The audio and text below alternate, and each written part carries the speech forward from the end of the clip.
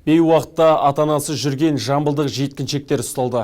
Олар қас қарайғанда ересектердің ескертуінсіз түрлі ойын-сауық орталықтарында, түнгі клубтарда сайран салғандар. Кәмелет жасқа толмай үлкендерсіз көше кезген жеткіншектерді түнгі қаладағы балалар жедел алдын алу шарасы барысында тәртіп сақшылары құрықтады.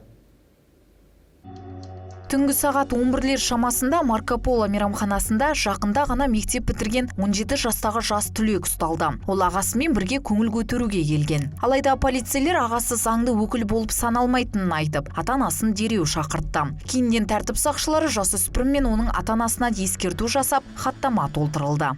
Ойын-сауық орындарында 6 дерек анықталды, яғни кафелерде ұсталған балалардың саны 8.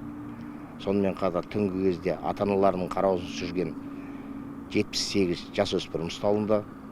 Алкогольдік ішімдерді жасөспірімге сату бойынша 1 дерек анықталып отыр.